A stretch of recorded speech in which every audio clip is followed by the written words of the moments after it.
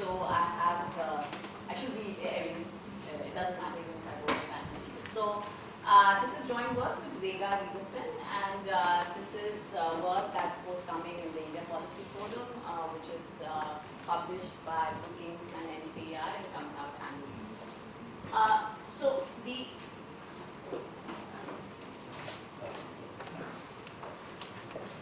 I think you just have to click on the presentation. Yeah. It's in the timer app. yeah. Just go outside the whole thing. Just click on the slide. That should. You click at it, not just have. Yeah. So the motivation for this essentially comes from this, this emphasis that we have been having in the discourse, in the policy discourse, of community monitoring as one possible mechanism. Community monitoring as one possible mechanism for improving the delivery of public services in India, which have typically been subject to a lot of criticism in terms of leakages, in terms of corruption, and so on and so forth. So there are two reasons why there is this emphasis on community monitoring. One is that it is seen as a tool that would strengthen accountability by strengthening participation at the grassroots level. So you're empowering people at the grassroots, the beneficiaries themselves, to question the implementation of the programs and ensure that they are receiving these benefits. And the second reason is that community monitoring is relatively low cost compared to other traditional mechanisms of monitoring delivery of public programs, which would typically be more of a top-down approach. So what does the existing evidence tell us about the effectiveness of community monitoring? And what we gather from the existing literature, which comes from evidence outside of India and within India also, is that there are three determinants, essential determinants of success of community monitoring in any context. The first is that beneficiaries should have high stakes and care about the services that they are going to monitor, right? And that seems pretty obvious. If I don't care about these services, then obviously I'm not going to participate in any community monitoring initiative. The second is that even if I do care, I should be able to understand or evaluate the quality of the service that I'm receiving, right? So there should be some ease with which stakeholders can measure the quality of these public services, and therefore that would go as an input into the community monitoring process.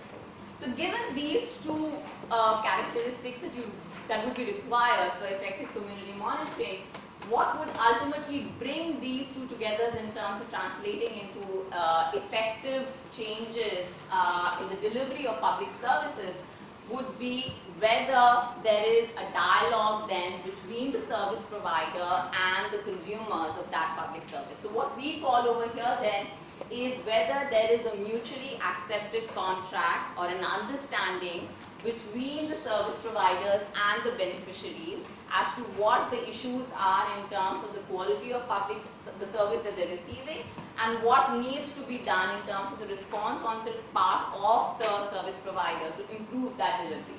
So we have two very contrasting evidence. One is from Uganda, which is the Bjorkman and Svensson paper, in which there was this ultimate contract in a manner speaking, which led to considerable improvement in the provision of health services in rural Uganda through the community monitoring process.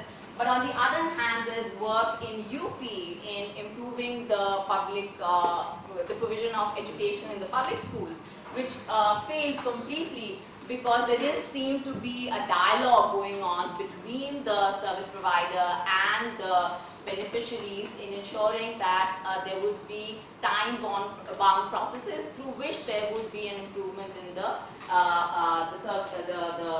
education services that would be provided. So these are three things that we want to keep in mind as we go ahead. So what do we do in this study? Essentially, so we come back to, of course, again, the great state of Andhra Pradesh, and that's very apparent in our title. What we want to understand is what are the strengths and shortfalls of community monitoring or social audits in India. And I mean, in India of course we're talking only about Andhra Pradesh. The reason being that there is the only large-scale community monitoring process that we see in India is happening in Andhra Pradesh and not in any other part of the country. And the second objective we have, or the most important objective we have over here, is to really understand how can we bolster the effectiveness of community monitoring. So what do we do in order to answer these two questions? The first is that we want to quantify the effects of the community monitoring program. And quantify the effects in what sense? We want to focus on those malpractices and irregularities in the delivery of the NREGA in particular, which are most, the concern that people have in terms of program delivery. So, I just want to clarify that there are two aspects to community monitoring. On one hand, of course, community monitoring is intended to bolster grassroots participation through improving beneficiary awareness of their entitlements. And the ultimate objective of that would be to improve public service delivery. So we are looking at that ultimate objective in terms of how effective these audits have been in improving the public service delivery and in reducing leakages and irregularities in the program. Okay. So what is interesting is that the National Rural Employment Guarantee Act is the only public program in India which mandates the conduct of community monitoring or social audits. So this is unprecedented in the history of public programs in India, where typically you have an audit happening and it's a top-down approach. There's no grassroots participation or no accountability at the local level.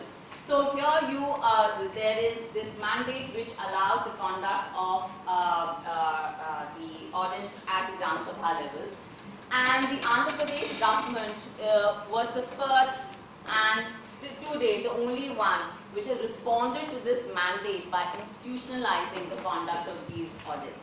And so the way these audits are happening in Andhra Pradesh is, and some of you, and I'm sure there are many of you here who probably already know that, is that it's a combination of top-down and grassroots participation, and I'll discuss that in a bit. The point to remember over here is that there's 100% probability of an audit happening in a sub-district. So, as of now, all of these sub-districts within Andhra Pradesh have received at least 2 audits, if not more. Okay. So the data we have is data which so what we do is we go to the original social audit reports that the state of Andhra Pradesh has collected starting from 2006 when the program was initiated. And we have 100 randomly sampled mandals or sub-districts, and these are across 8 Andhra Pradesh districts. And for each one of these mandals that we have, we randomly sample 3 gram panchayats within each mandal. So we have a initial sample of 300 gram panchayats across these 100 mandals. And we get data on the audits happening between 2006 and 2010. So this is when the program started, and so it's almost 5 years. And so we end up getting more than 700 audits initially. So approximately more than 2 audits per mandal. Okay. So if you just look at the shaded, the ones which are of NREGA in Andhra Pradesh, and typically you would expect that the delivery would be not that great in the Telangana region as opposed to, let's say, coastal or Rayalaseema. So what is the data? So we have data. So what we do is we get these social audit reports. In the social audit reports, you have data on irregularities that have been conducted in each of the projects that would have been implemented up until that particular audit run. Okay? So we have labor-related irregularities. So we classify them. We take the official audit reports and classify them into labor-related irregularities, which were complaints filed during the door-to-door verification process, and then there are materials-related irregularities, which were based on visits by the audit team members on the project site to figure out whether the quality of the program was good or not, whether the program actually happened, and so on and so forth.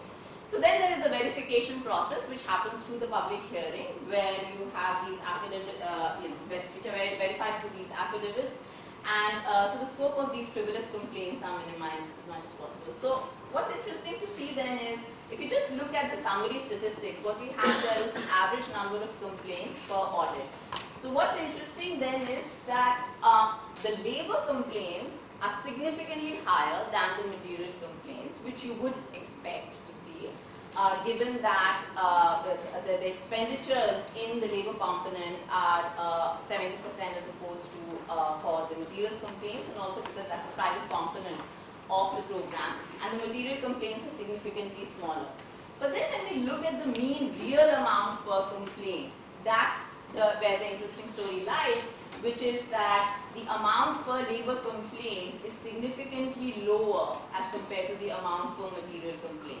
So you might have more irregularities in the labor component, but the amount of these irregularities or the amount of these leakages are going to be much higher in the material component as opposed to the labor component. And this is something that you want to keep in mind as we go ahead. So what is the conceptual framework under which we are looking at this? So we can think of these irregularities or the audit process along two dimensions. The first is that a dimension of capacity. So at the outset, there would be components of the program in which the audit teams would have sufficient capacity to detect leakages, and there would be other components on which they would have limited capacity, and there would be improvement through learning both by the auditors as well as by the beneficiaries as the exposure to the program increases, right? So that's one dimension, which is capacity. The second dimension is on stakes, right? So the labor component is the one which is high stakes, because that is the private component of the program. I care more about whether I'm getting my wages, whether I'm getting it on time or not, and I care less about whether the project that I worked on, which was the road construction, whether the road actually was constructed or not, right? So within each of these, so within high stakes, I can think of some irregularities which would be easy to detect, like for instance non-payment or non-availability of work, and then there would be those which would be harder to detect, which are like ghost workers and bribes and so on and so forth, right? So similarly, I have, on the other hand, I have high stakes in the labor component, but as a beneficiary, I have low stakes in the material component, because that's the public aspect of the program. And again, within that, there would be sufficient capacity for the audit teams to detect irregularities, and for the beneficiaries also to register complaints, for instance, whether there are ghost projects or not, because it's obvious I can see whether the project actually panned out or not. And there could be hard to detect irregularities such as bribes and substandard quality, and then there could just be missing expenditure records, which makes it easy to say, throw up your hands and say, I don't know what happened here, I don't have any records available for this. So what we expect is a dynamic interaction between the auditors and those who are being audited over multiple periods, where initially at least the easy to detect regularities should decline during the early audit rounds, and then they might, and that would be the minimum expectation one would have, okay? So what do we do over here? We try to focus on impacts, but of course we recognize that the limitations imposed by the fact that the social audits were not rolled out randomly, and of course, given that they weren't rolled out randomly, and given that the data are coming from the audit reports itself, we don't have any baseline here to compare the extent of leakages before and after the audit. So what's a credible question that we can ask, which we can answer with some degree of confidence? So what we want to do is to analyze what is the effect of repeated audits, what is the marginal impact of having an additional audit on the number of irregularities that you see in the implementation of NRDTA. Okay? So what we have is, we have all these confounding factors. We have bureaucratic efficiency, which might vary at the sub-district level. So what we are going to do is, we are going to use Mandel fixed effects and look at variation in program implementation across the GPs within each Mandal over this time period of 2006 to 2010. we would expect beneficiary awareness and audit teams awareness to increase over time, and that's exactly the framework that I discussed with you right now. So we have to control for these potential trends in improvements in awareness of, so we control for these secular trends, and in addition to that, district level audit year trends. And we have other controls for Sarpanch characteristics, for the GP characteristics, and so on and so forth. So what we find is that while the total labor-related irregularities were unchanged, which is what you see over here, we don't see any changes. So this is, the baseline is audit 1. So this coefficient is telling you the what the number of irregularities were in audit 2 relative to audit 1. This is what they were in audit 3 relative to audit 1, and this is the difference between audit 3 and audit 2. So we can see whether these number of irregularities were increasing over time or not. Okay? So what we see is that there is no change over here, but there seems to be a secular increase in the number of materials related irregularities. So it's much higher in audit 2, audit 3, and also between audit 3 and audit 2. Secondly, when we break this up then into different types of irregularities, so we have over here easy to detect labor-related irregularities, and similarly hard to detect labor-related irregularities, and similarly for materials leakages or irregularities. We don't see any change in the number of easy to detect irregularities. So that's the conceptual framework that we had. We expected that there would be a decline in these, and we don't see that. But what we do see is a significant increase in irregularities related to the materials component, which is what we saw in the aggregate. So there was a more than 300% increase in the material related leakages. And then what we see again, when we look in terms of the real amounts per irregularity, there is a marginally significant decline in the real amount per labor complaint.